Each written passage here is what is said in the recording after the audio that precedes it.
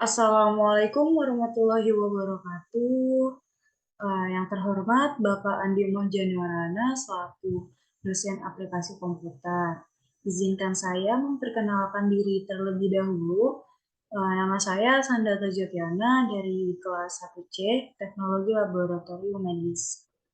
Di sini saya akan membahas topik mengenai teknologi laboratorium medis.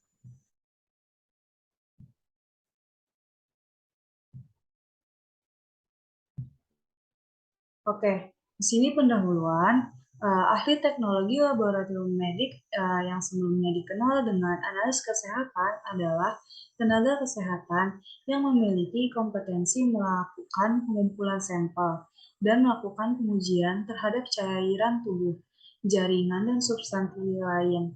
Selain itu juga memiliki kemampuan mengoperasikan peralatan laboratorium canggih yang telah berkomputerisasi. Menurut Patelki 2017, Bureau of Labor Statistics 2018.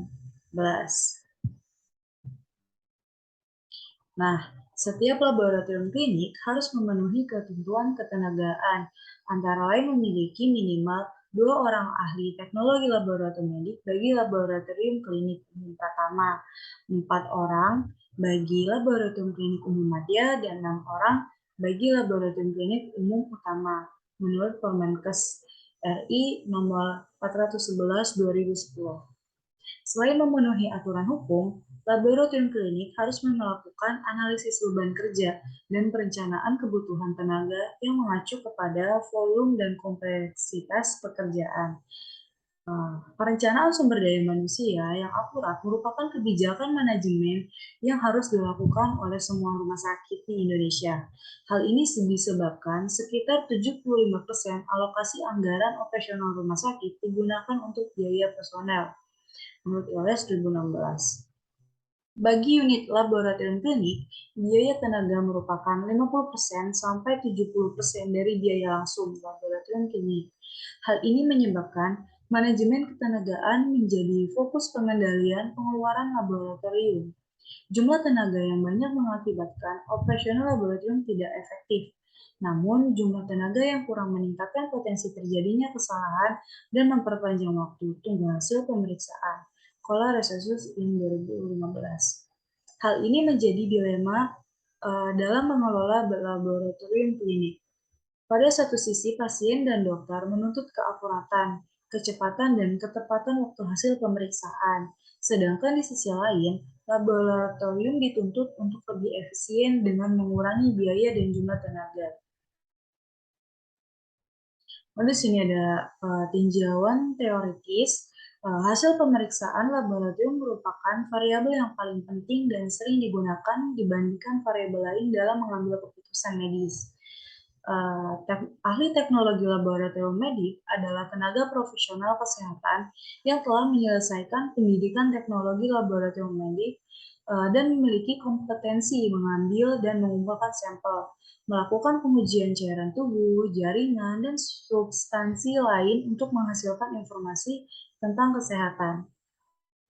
Selain itu juga dapat melakukan pengujian sampel darah yang akan digunakan untuk transfusi dengan mengidentifikasi jumlah sel darah, bentuk sel darah, golongan darah, dan resus serta kecocokan darah. Lalu ada metodologi penelitian.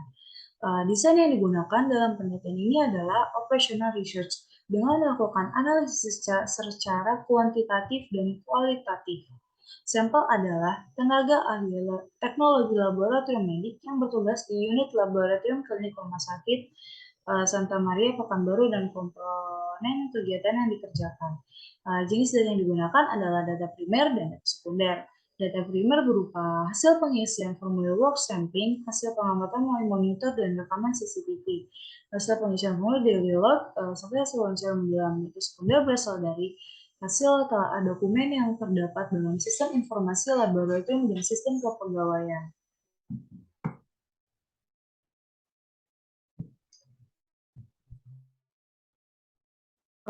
Lalu di sini ada hasil dan pembahasan. Yang pertama ada work sampling.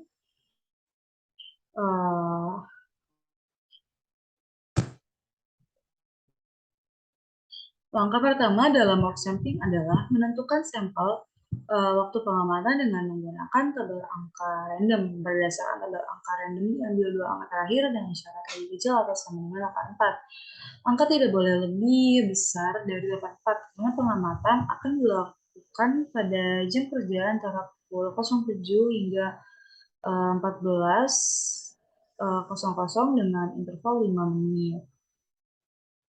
Lalu di situ ada daily log, oke.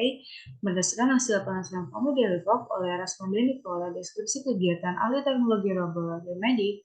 Setelah diperoleh deskripsi kegiatan ahli teknologi laboratorium medik, dilakukan pengelompokan berdasarkan komponen kegiatan atau transaksi dan jenis pemeriksaan atau jenis kegiatan.